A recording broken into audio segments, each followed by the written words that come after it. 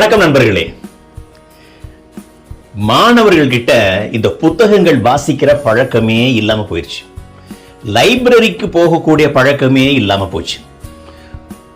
இதை எப்படி சரி பண்றது அப்படின்ற ஒரு கேள்வி எங்க காலேஜ், விவேகானந்தா காலேஜ், திருவேடகம் மேற்கு, மதுரை மாவட்டம் அப்போ எழுந்தது.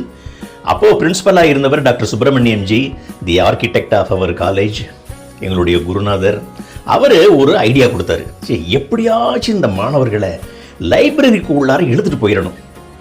அப்போ அதுக்கு என்ன வழி அப்படின்னா, ஆட்டானமி, தன்னாட்சியில் நம்ம ஒரு அசைன்மெண்ட் கம்பல்சரியாக வைக்கணும். எல்லாரும் லைப்ரரியில் போய் ஒரு அசைன்மெண்ட் ரெடி பண்ணணும் அப்படின்ற ஒரு திட்டம் போட்டார். ரொம்ப சிம்பிளாக தான் ஆரம்பித்தார்.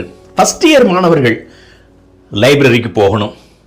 அவங்களுக்கு பிடித்தமான ஒரு 100 புத்தகங்களை கையில் எடுத்து அதனுடைய தலைப்பு, டைட்டில், அப்புறம் அதை எழுதுனது யாரு, ஆசிரியர், இதை மட்டும் ஒரு 100 1 2 3 போட்டு எழுதுனா போதும்.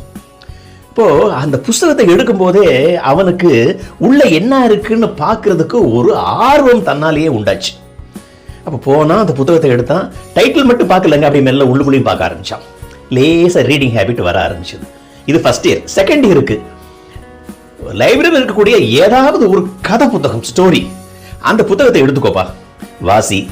அப்புறம் அதை பற்றி ஒரு 10 பக்கத்தில் ஒரு கட்டுரை எழுது. இது வருஷத்துக்கு ஒரு அசைன்மெண்ட் தான். இதை நீ கொடுனாங்க. செகண்ட் இயர் பையங்க ரொம்ப சந்தோஷமாக கொடுத்தாங்க. லைப்ரரிக்கு போக ஆரம்பிச்சாச்சு, பழக்கம் வந்தாச்சு. தேர்ட் இயருக்கு இன்னும் கொஞ்சம் டஃப்.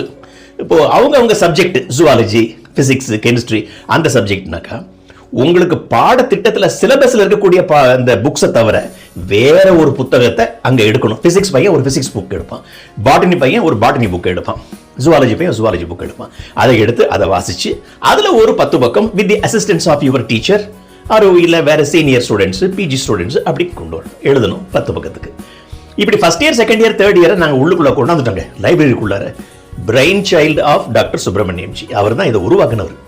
இது பயங்கரமான சக்சஸா போச்சுங்க. லைப்ரரிக்கு வர ஆரம்பிச்சுட்டான். காலையில் 8:15 சாப்பிட்டு முடிச்சிடுவாங்க. அப்போ 8:30 to 9:45 வரைக்கும் ஃபுல்லாக லைப்ரரி ஆக்குப்பைடு. அதே மாதிரி ஈவினிங்கும் ஆக்குப்பைடு. வாசிக்கிற பழக்கம் அப்படி மெதுவாக வந்துச்சுங்க. இதுக்கு அவர் ஒரு பேர் கொடுத்தாரு, SSS, செல்ஃப் ஸ்டடி ஸ்கீம். நீயே படிக்கிறது. இது வருஷத்துக்கு ஒரு அசைன்மெண்ட் தான். ஆனால் நாள் பூரா மாச கணக்கில் அப்படி லைப்ரரியில் போய் உட்காந்து அந்த புத்தகத்தை எடுத்த உடனே அப்புறம் அது உள்ள என்ன இருக்குன்னு படிக்கிறதுக்கு ஒரு கியூரியாசிட்டி வர ஆரம்பிச்சது. புத்தகம் படிக்கக்கூடிய ஒரு ஹேபிட் எங்கள் மாணவர்களுக்கு வந்தது.